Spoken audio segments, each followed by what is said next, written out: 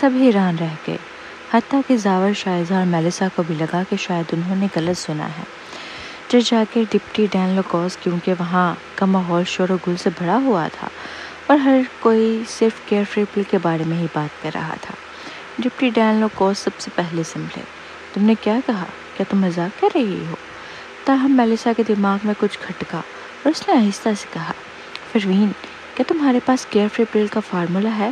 میں سمجھ گئی، تمہاری ماں نے یقیناً یہ فارمولا تمہارے لیے چھوڑا ہوگا۔ اسے دھندلے سے یاد آیا کہ اس کے شوہر نے کبھی ذکر کیا تھا کہ فروین کی ماں نے ہی ایک کیئر فری پل تیار کی تھی۔ فروین نے اس بات میں سر ہلایا۔ ہاں، میں نے یہ فارمولا زرتاشا کو دے دیا ہے۔ میرا خیال ہے کہ ہم چند دنوں میں اس کی پیداوار شروع کر سکیں گے۔ اس نے سوچا تھا کہ یہ بات سن کر سب خوش ہوں گے، لیکن زاور کا چہرہ تن گیا اور وہ کچھ نہیں بولے۔ شائزہ کی بھویں سختی سے سکڑ گئیں۔ جب تک پروڈکٹ مکمل نہ ہو باہر اس قسم کی باتیں مت کرو۔ جیسا کہ میں نے سوچا تھا، تمہارے جیسا بچہ واقعی غیر ذمہ دار ہے۔ تم خود کو پرسکون اور سنجیدہ نہیں رکھ سکتی۔ پروین کی آنکھوں میں ایک سرد سی چمک اٹھ گئی۔ کیا اس کی دوسری خالہ اس کے ساتھ کچھ زیادہ ہی دشمنی نہیں کر رہی تھی؟ یہ سوچے بھی بن ہی رہی تھی کہ زاور نے آہستہ آواز میں کہا، فروین، تمہاری ماں نے یہ کیئر فری پل اتفاق سے بنائی تھی اور تب بھی صرف 5 گولیاں ہی کامیابی سے تیار ہو سکی۔ یہ بنانے کا عمل خاصا پیچیدہ ہے اور کامیابی کا تناسب بہت کم ہے۔ یہی وجہ تھی کہ اس وقت کیئر فری پل کو عام نہیں کیا جا سکا۔ فارمولا ہونے کے باوجود اس کے بڑے پیمانے پر تیاری مشکل ہے۔ زاور اور شائزہ کے چہرے پر خراب تاثرات دیکھ کر ڈپٹی ڈین لوکوس نے طنز کہا، کیا تم کیئر فری پل کے پیچھے اس لیے پڑ گئے ہو کہ تم نے مسٹر مائرز کے پاس اسے دیکھا ہے؟ اگر کیئر فری پل کوئی عام چیز ہوتی تو مسٹر مائرز اپنی دکان کے خزانے کے طور پر اسے نہ رکھتے۔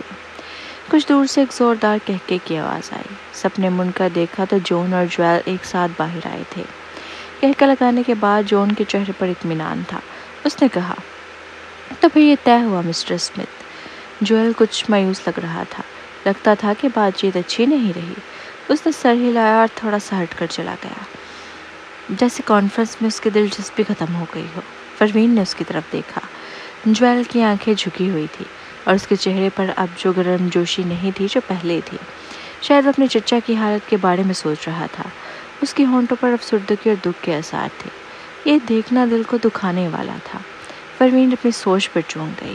وہ ہمیشہ ایک سرد مزاج انسان رہی تھی، جو کم از کم لوگوں سے میل جول رکھتی تاکہ اسے زیادہ نیند کا وقت ملے۔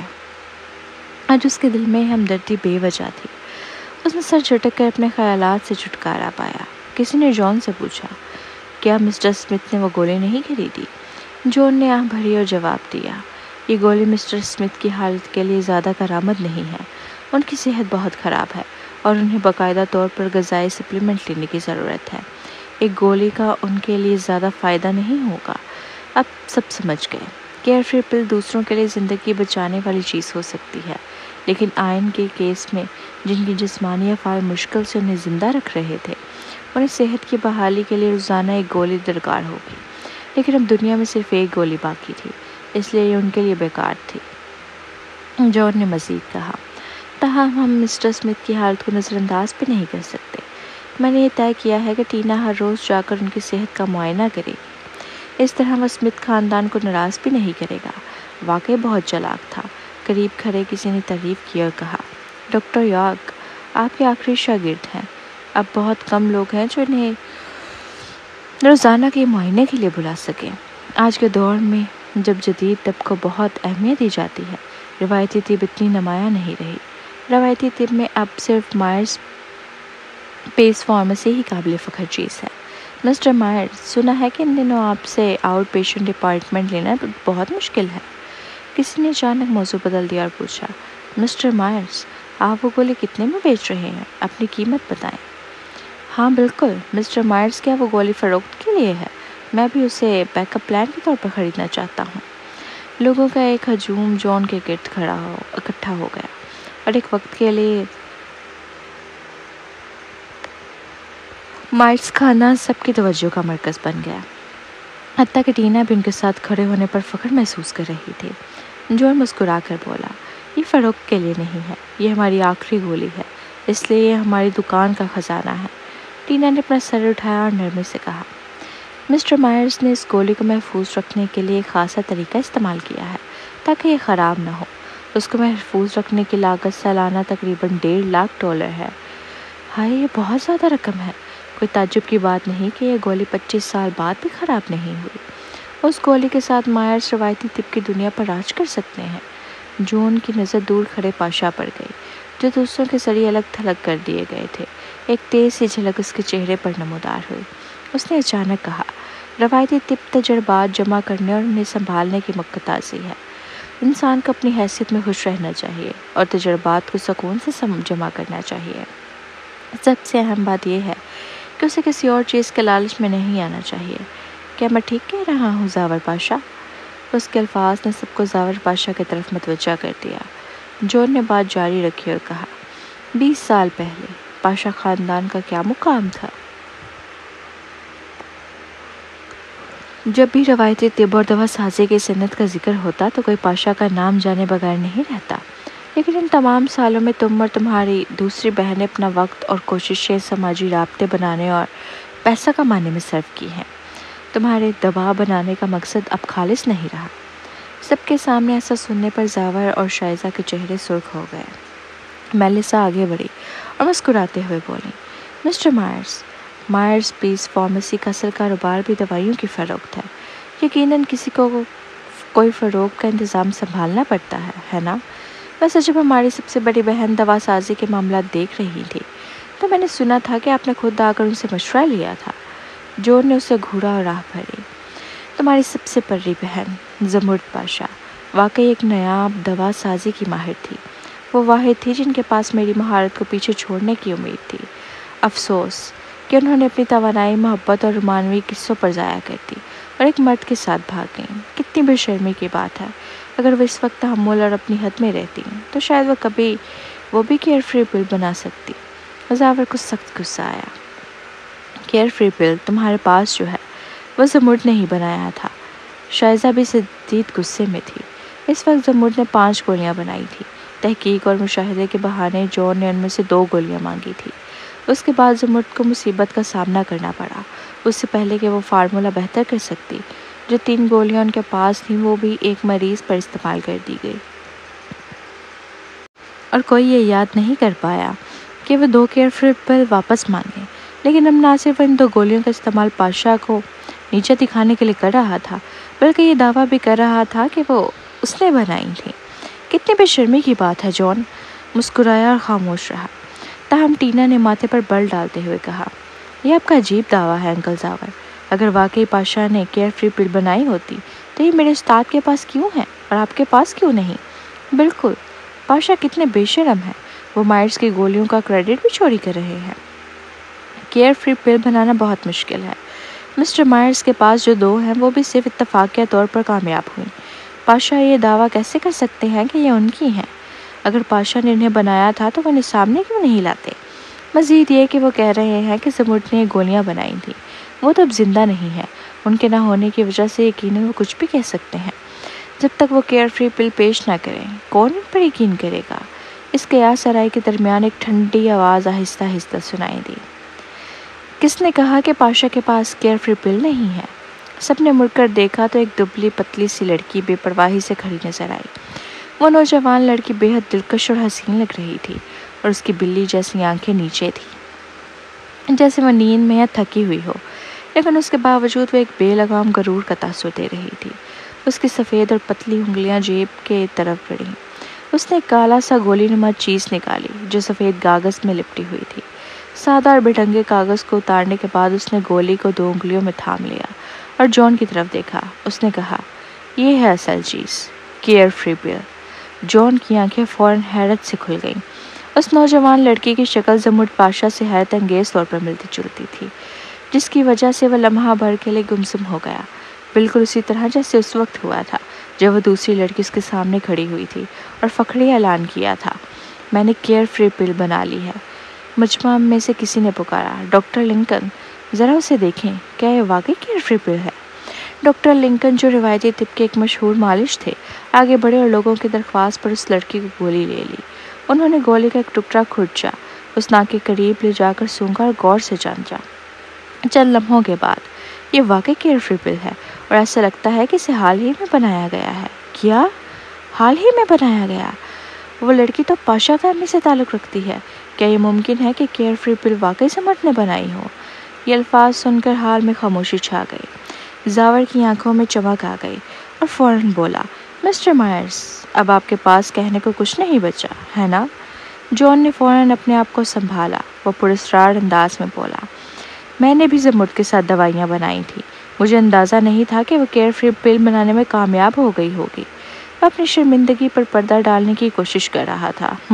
मेलिसा ने हल्का सा कहका लगाया। हालांकि उसने कुछ नहीं कहा, लेकिन इसके बावजूद जॉन का चेहरा ऐसे सुर्ख हो गया जैसे किसी ने उसे थप्पड़ मार दिया हो। सब लोग एक दूसरे को देखने लगे। अचानक डॉक्टर लिंकन आगे बढ़े और बोले, मिस्टर पाशा, क्या ये गोली फ़रोख्त के लिए है? मैं उसे $15,000 में ख़रीदने के लिए तैयार हूँ। इस सुनकर सबकी अकल बहाल हुई और वो जावर की तरफ बढ़ने लगे। मैं इसे $23,000 में ख़रीदने के लिए तैयार हूँ। मैं 80,000 देने के लिए तैयार हूँ। मैं $1,50,000 देने के लिए तैयार हूँ। ये कॉन्फ्रेंस थी, लेकिन अगर कोई बाहर से गुजरता तो समझता कि ये कोई नीलाम घर है। जावर ने इन सबको नज़रअंदाज किया और एहतियात से डॉक्टर लिंकन के हाथ से गोली लेकर महफूज कर ली। वो बोला, ये गोली जावर अभी फ़रोख्त के लिए नहीं। कहने ही वाला था कि परवीन ने बेनियाजी से कहा, जाहिर है कि फ़रोख्त के लिए है। जावर ने इसे चंबे से देखा। मार्स फैमिली तो सिर्फ एक गोली की बदौलत न्यूयॉर्क में अपना नाम बना सकती थी। क्या परवीन को अंदाज़ा भी था कि ये गोली कितनी कीमती है? वो कुछ कहने ही वाला था कि परवीन ने अपनी जेब से मज़ीद गोलियां निकालना शुरू कर दी। 1, 2, 3, उसने कुल 20 गोलियां निकाली। परवीन ने सुकून से कहा, पाशा का नया प्रोडक्ट केयरफ्री पिल इस महीने के आखिर में लॉन्च होगा। इसकी रिटेल कीमत $3,000 फी गोली। असल में परवीन ने कीमत $1,1500 रखी थी, लेकिन अभी जो जोशो खरोश देखा था, लगता था कि $3,000 पर भी कोई मसला नहीं होगा। परवीन अभी सोच ही रही थी कि ये कीमत ज़्यादा तो नहीं कि मजमा चिल्लाने लगा, मुझे 200 गोलियां चाहिए, मुझे 2,000 गोलियां चाहिए। मिस्टर जावर, मुझे 3,000 गोलियां चाहिए। तमाम मेडिकल स्टोर्स और अस्पतालों की ख़रीदारी टीम के नुमाइंदे शोर मचाने लगे। जावर ने थूक निकला और लाशौरी तौर पर परवीन की तरफ देखा, जिसने सर्द मोहरी से कहा, केयरफ्री पिल की तैयारी का अमल पेचीदा है, इसलिए हम माहाना सिर्फ 10,000 गोलियां ही तैयार कर सकते हैं। ये सिर्फ रिटेल कीमत पर फ़रोख्त होगी, थोक कीमत पर नहीं। सब थोड़े मायूस हुए, लेकिन फिर भी एक शख्स जावर के करीब आया और बोला, मिस्टर पाशा, अगर मैं विटिलिटी वाटर की 5,000 कार्टन आर्डर करूं, तो क्या आप मुझे 200 केयरफ्री पिल देंगे? मैं उन्हें रिटेल कीमत पर ख़रीदूँगा, थोक कीमत पर नहीं। जावर ने जवाब दिया, ठीक है, मुझे भी चाहिए, मैं भी ऑर्डर करना चाहता हूँ। जो लोग कुछ देर पहले तक जावर को नज़रअंदाज कर रहे थे, अब उसे घेरे में ले रहे थे। रवायती मेडिसन हॉल के नायब डैन लोकोस भी भीड़ में घुसने की कोशिश करने लगे। उन्होंने कहा, जावर, हमारी दोस्ती के वास्ते मुझे 500 केयरफ्री पिल ज़रूर देना। लेकिन इससे पहले कि वह हजूम में दाखिल हो सकते, शाइजा ने उन्हें रोक लिया। चेहरे पर एक बर्फ जैसी मुस्कुराहट के साथ वो बोली, नायब डैन लोकोस, हमारे मसनूआत में दिलचस्पी है तो आपको आम कीमत से 4 गुना ज़्यादा अदा करना पड़ेगा। नायब डैन लोकोस, अभी कुछ देर पहले वो उनसे 60% रियायत मांग रहे थे और अब केयरफ्री पिल की कीमत 4 गुना हो गई थी। शाइजा ये सब जानबूझ कर रही थी। सालिस जो करीब खड़ा था, थोड़ा हैरान नज़र आ रहा था। इसका इरादा था कि वो परवीन को रकम दे, लेकिन अब $3,000 की गोली हमें $800 में दी जा रही है। इसका मतलब है हम फ़ी गोली $2,200 कमाएंगे और मजमूई तौर पर 11 करोड़ का मुनाफा होगा। मिस्टर सालिस, मिस परवीन ने हमें वाकई इतना बड़ा फ़ायदा दे दिया। उसके पीछे शान हिसाब लगा रहा था। उसने कहा, ये तो लग रहा है कि हमने मिस परवीन का फ़ायदा उठा लिया। सालिस, वह परवीन का एहसान लौटाने का सोच रहा था, लेकिन लगता है कि उसका कर्ज और बढ़ गया। उसके चेहरे पर सर तासुरात और दिल की बेचैनी किसी न किसी वक्त ख़त्म हो चुकी थी। उसके होंठों पर मुस्कुराहट नमूदार हुई और उसकी आंखों के पास मौजूद वो हसीन दिल भी खुशी का इजहार कर रहा था। मजमा के बीच वो नौजवान लड़की अब अपना काम मुकम्मल कर चुकी थी। वो खामोशी से खिसक गई, तमाम हंगामा जावर पर छोड़कर, और सालिस की तरफ चलती। उसके चेहरे पर थोड़ा उलझा हुआ तासिर था, जैसे कुछ हिचकिचाहट और कुछ बेयकीनी। वो क्या कहने वाली थी जो उसे इतना मुश्किल लग रहा था? सालिस की होंठों में मुस्कुराहट और गहरी हो गई। لیکن جیسے ہی وہ اس کے قریب آئی اس نے اچانک رخ بدل لیا اور اس کے بجائے جویل کی طرف بڑھ گئی جو اس کے قریب کھڑا تھا۔ سالس، اس کے چہرے کی مسکراہٹ ایک دم جم گئی۔ پروین واقعی تھوڑا ہچکچا رہی تھی۔ وہ نہیں جانتی تھی کہ وہ جو کر رہی ہے وہ صحیح ہے یا غلط، لیکن اس نے دل کی بات مانی اور جویل کے پاس جا کر کہا، مسٹر اسمتھ، پاشا فیملی آپ کے چچا کی دوائیاں مفت فراہم کرنے کو تیار ہے۔ جویل نے پہلے ہی ہنگامہ سن لیا تھا، لیکن اس نے توقع نہیں کی تھی کہ پروین خود آ کر پیشکش کرے گی۔ اس کی دلکش آنکھیں ذرا سی اٹھیں، لیکن اس کی مسکراہٹ غائب ہو گئی۔ اس کی آنکھوں میں سرد مہری جھلک رہی تھی جب اس نے جواب دیا، میں آپ کی مہربانی کی قدر کرتا ہوں، لیکن میرے چاچا کبھی بھی پاشا کے ادویات نہیں لیتے۔ یہ کہہ کر اس نے پروین کی طرف سرد مہری سے سر ہلایا، مڑا اور وہاں سے چلا گیا۔ پروین سکتے میں رہ گئی۔ ایسا جواب متوقع نہ ہونے کی وجہ سے وہ وہیں جم گئی۔ تبھی ایک دھیمی آواز سنائی دی، ایان اسمتھ بہت خوددار ہے۔ تمہاری ماں نے انہیں ماضی میں شرمندہ کیا تھا، وہ کبھی پاشا کی دوائیاں استعمال نہیں کریں گے۔ پروین نے پلٹ کر دیکھا تو سالس وہاں کھڑا تھا۔ اس نے اپنے دانت بھینچے اور پھر آہ بھری۔ کچھ غلطیاں ایسی ہوتی ہیں جن کا ازالہ ممکن ہوتا ہے، لیکن کچھ ایسی بھی ہوتی ہیں جن کا نہیں۔ اگر ایسا ہے تو پھر اسے مزید مداخلت کی ضرورت نہیں۔ سالس نے دیکھا کہ پروین نے اس کی بات کو دل پر نہیں لے رہی، تو اس نے کھنکھاڑا اور دھیرے سے کہا، مس پروین، نیا پروڈکٹ۔ پروین نے ہاتھ ہلا کر کہا، جو میں دے رہی ہوں تو لے لو۔ سالس نے دھیرے سے ہنستے ہوئے پوچھا، مس پروین آپ کو کچھ چاہیے؟ جو میں مانگوں وہ دے دیں گے؟ پروین نے اپنی چمکتی ہوئی آنکھوں سے پوچھا۔ وہ دوبارہ انہیں شدت بھری نظروں سے دیکھ رہا تھا۔ سالس نے گہری مدھم آواز میں کہا، ہاں۔ شان نے چمبے سے اپنے باس کو دیکھا، باس اب تو حد ہو گئی۔ ڈنگ، شان کے موبائل فون نے آواز دی۔ اس نے نیچے دیکھا تو وہی پروین کی بیٹی کی تصویر آ گئی جو اس نے منگوائی تھی۔ سالس نے سر جھکائے پروین کو گہری نظروں سے دیکھا۔ اس کی معمول کی سرد اور بے حس شخصیت کا کوئی نشان نہیں تھا۔ عمدہ طور پر سلایا گیا کسٹم سوٹ اس کے لمبے اور مضبوط جسم کو نمایاں کر رہا تھا، جس سے وہ ابھی پروکار اور وجیح لگ رہا تھا۔ اس کی گہری اور پراسرار آنکھوں میں مدھم روشنی جھلک رہی تھی، یہاں تک کہ اس کی آنکھ کے کونے پر موجود خوبصورتی کا نشان بھی معمول سے گہرا لگ رہا تھا۔ ایسا لگ رہا تھا کہ وہ کسی چیز کا شدت سے منتظر ہے، لیکن ساتھ ہی اس کے چہرے پر گھبراہٹ کے آثار بھی تھے۔ اگر حارث یہاں ہوتا تو وہ ضرور دیکھ لیتا کہ ہمیشہ خود غرض اور ضدی رویہ رکھنے والا شخص اس وقت کچھ حد تک پریشان نظر آ رہا تھا۔ پروین کی آنکھیں بڑی اور چمکدار تھیں، اور ان میں ہمیشہ کی سستی اور بے نیازی کی جگہ ایک خاص چمک تھی جو اس وقت سالس کی طرف دیکھ رہی تھی۔ اس کی یہ حالت دیکھ کر سالس کا دل بے ترتیب دھڑکنے لگا۔ ایک لمحے کے لیے اسے یوں محسوس ہوا جیسے وہ اس کی ہر بات ماننے کو تیار ہو جائے گا، چاہے وہ کچھ بھی مانگے۔ پھر اس کے ہونٹ ہلے اور اس نے کچھ کہا، مجھے تم۔ سالس کو ایسا محسوس ہوا جیسے کہ سب کچھ خاموش ہو گیا ہو۔ اس کے ہونٹ بے اختیار مسکراہٹ میں جھکنے لگے اور اس کی گہری آنکھوں میں روشنی آ گئی جیسے بادل چھٹنے کے بعد دھوپ نکلتی ہو۔ پھر اس نے اس کے جملے کا دوسرا حصہ سنا، راب بیٹا چاہیے۔ سالس حیران رہ گیا، یہ سن کر اس پر جیسے آسمان ٹوٹ پڑا ہو اور وہ ہکا بکا رہ گیا۔ در حقیقت وہ شخص جس کے چہرے کے تاثرات ہمیشہ بے تاثر رہتے تھے اپنی کیفیت چھپا نہ سکا، یہاں تک کہ اس کی آواز بھی ذرا سخت لگ رہی تھی جب اس نے کہا، کیا؟ سالس کا سخت رد عمل دیکھ کر پروین کی آنکھوں میں چمک تھوڑی تھوڑی مدھم ہونے لگی۔ اسے پہلے یہ اندازہ تھا کہ یہ کام نہیں کرے گا۔ کیئر فری پلز کی وہ معمولی سی آمدنی شاید مہدی جیسی بڑی فیملی کے لیے سمندر میں قطرے سے زیادہ نہ ہو۔ یہ انہیں کیسے متاثر کر سکتی تھی؟ اگر وہ خود سوچے کہ کوئی اسے شمائل کو خریدنا چاہے تو اگر اسے مہدی کے گھر میں سونے کا موقع ملے تو شاید یہ ممکن بھی ہو سکتا تھا۔ پروین نے اپنی نظر جھکا لی اور اس کی لمبی پلکوں کے سایہ اس کے گال پر پڑ گیا۔ تھوڑی مایوسی کے ساتھ اس نے بے نیازی سے کہا، میں مذاق کر رہی تھی۔ سالس نے چمبے سے اسے دیکھا۔ اسی وقت پروین کے فون کی گھنٹی بجی۔ اس نے سالس کی طرف سر ہلا کر اشارہ کیا اور چند قدم دور جا کر فون اٹھایا۔ دوسری طرف سولو کی آواز آئی، ایش، میں نے ابھی نشانیاں دیکھی ہیں کہ کوئی انٹرنیٹ پر تمہاری بیٹی کی تصویر تلاش کر رہا ہے۔ پروین حیران رہ گئی، اس کی آنکھیں سکڑ گئیں اور اس نے فوراً سالس کی طرف دیکھا۔ اس کے پیچھے کھڑے اس کے اسسٹنٹ کو دیکھ کر پتہ چلا کہ اس کے کان میں کچھ سرگوشی کر رہا ہے۔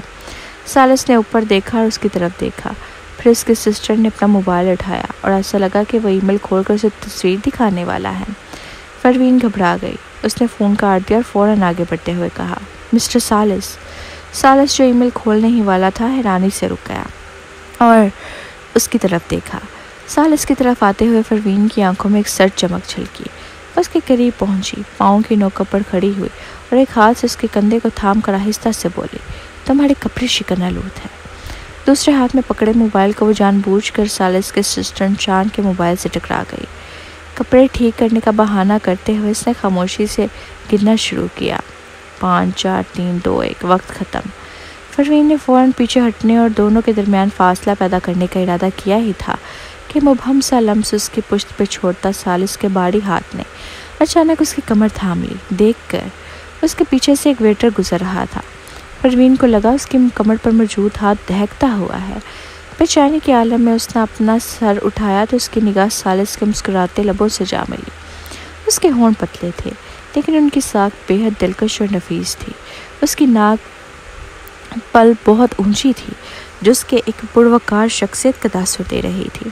اس کی آنکھوں کی پتلیاں گہری اور پراسرار تھیں، جیسے ان کی تہہ تک پہنچنا ناممکن ہو۔ اتنے قریب سے اس کا چہرہ ایک مسحور کن کشش رکھتا تھا۔ پروین کو لگا جیسے اس کے پھیپھڑوں سے ہوا کھینچ لی گئی ہو اور اس کا سینہ تنگ اور بوجھل ہو گیا ہو۔ وہ فوراً پیچھے ہو گئی اور خود کو سنبھالنے کے بعد بولی، شکریہ، پھر وہ مڑ کر چلی گئی۔ سالس نے جب اسے شرمندگی کے عالم میں جاتے دیکھا تو اس کی انگلیوں کی جانب نظر ڈالی۔ وہ عورت واقعی ایک شاندار شخصیت کی مالک تھی۔ جو جگہ بھرپور ہونی چاہیے تھی وہ بھرپور تھی اور اس کی کمر اتنی پتلی تھی کہ ایسا لگتا تھا جیسے وہ ایک ہاتھ سے ہی تھام سکتا ہے۔ کچھ دیر بعد اس نے موبائل کی طرف دیکھا لیکن اس کی اسکرین بند ہو چکی تھی۔ شان حیرت سے بولا کہ بیٹری ختم ہو گئی ہے، لیکن یہ ممکن نہیں، ابھی تو بیٹری 60% سے زیادہ تھی، یہ آن کیوں نہیں ہو رہا؟ شان کے موبائل ہیک کرنے کے بعد پروین نے نظریں جھکائیں اور اپنے بھاری موبائل پر تیزی سے کچھ ٹائپ کرنے لگی۔ اسی وقت اچانک اس کے سامنے ایک سایہ آیا۔ پروین نے سر اٹھایا۔ ٹینا ایک بوڑھے شخص کو سہارا دیے کھڑی تھی اور اسے نفرت بھری نظروں سے دیکھ رہی تھی۔ پروین نے اپنا موبائل جیب میں ڈالا تو ٹینا نے خوشی سے کہا، مس پروین، آپ کے ساتھ ایک شاندار واقعہ پیش آنے والا ہے۔ اس نے جان بوجھ کر اپنی آواز بلند کی جس سے ارد گرد موجود سب کی توجہ ان کی طرف مبذول ہو گئی۔ بوڑھے شخص جون نے کھانستے ہوئے کہا، تو تم ایک پرانے دوست کی بیٹی ہو، تمہاری ماں اور میں بہت اچھے دوست تھے، حالانکہ اس نے غلط راہ اختیار کی، اپنا نقصان کیا، لیکن اب جب کہ تم واپس آ گئی ہو مجھے تمہاری رہنمائی کرنی چاہیے۔ میں نے سنا ہے کہ تم ایک سرجن ہو، کیا تم روایتی طب میں دلچسپی رکھتی ہو؟ پروین کے ذہن میں ایک سوالیہ نشان ابھرا۔ ٹینا نے کہا، مس پروین، کیا آپ اتنی خوش ہیں کہ آپ بول ہی نہیں پا رہی؟ میرے استاد مسٹر جان مائرز آپ کو اپنے شاگرد کے طور پر لینے والے ہیں، اس لیے فوراً کے سامنے استاد کو سلام کریں۔ پروین نے چمپے سے اسے دیکھا۔ ٹینا نے سیدھے کھڑے ہو کر آہستہ سے کہا، مس پروین، شاید آپ یہاں کی روایتی طب کی دنیا سے واقف نہیں ہیں۔ فی الحال نیو یارک میں روایتی طب کے چند ماہرین ہیں، ڈاکٹر مائرز، ڈاکٹر لنکن اور ڈاکٹر وجدان۔ یہ تینوں کئی سال پہلے روایتی طب کے سب سے مشہور ماہر ڈاکٹر سلویٹرز رے کے شاگرد تھے، لیکن ڈاکٹر زابے نے کئی سالوں سے کوئی مریض نہیں دیکھا، اس لیے اب مائرز سے بہتر کوئی نہیں۔ Mister Myers New York college of traditional medicine کے نائب ڈین بھی ہیں۔ ان کے ماتحت پوسٹ گریجویٹ طالب علم بننے کے لیے درجنوں لوگ درخواست دے رہے ہیں۔ یہ آپ کے لیے ایک اعزاز ہے کہ وہ آپ کو شاگرد کے طور پر لینا چاہتے ہیں۔ یہ ایک ایسا اعزاز ہے جو لوگ دعاؤں سے حاصل کرنے کی کوشش کرتے ہیں۔ یہ سنتے ہی ارد گرد موجود لوگوں میں چہم گوئیاں کرنے لگے۔ کوئی تعجب کی بات نہیں کہ مسٹر جون روایتی طب میں اتنے ماہر ہیں۔ اصل میں وہ ڈاکٹر زابے کے شاگرد تھے، لیکن کیا یہ نہیں کہا گیا تھا کہ ڈاکٹر زابے نے کسی کو شاگرد نہیں بنایا؟ جون ہلکے سے مسکرایا اور کہا، میں خوش قسمت تھا کہ چند سال ان کے زیر سایہ سیکھا، مجھے غیر سرکاری شاگرد کہہ سکتے ہیں۔ اسی لمحے ڈاکٹر لنکن، جنہوں نے ابھی کیئر فری پل کی تصدیق میں مدد کی تھی اور ان کا درجہ جون کے برابر تھا، زیر لب کہا، میں نے سنا ہے کہ ڈاکٹر زابے نے چند سال پہلے ایک شاگرد کو باقاعدہ طور پر قبول کیا ہے اور اسے اپنا سارا علم سکھایا، لیکن یہ محض ایک افواہ ہے۔ میں نے اس چھوٹے شاگرد کو کبھی نہیں دیکھا، اس لیے مجھے نہیں معلوم کہ وہ مرد ہے یا عورت۔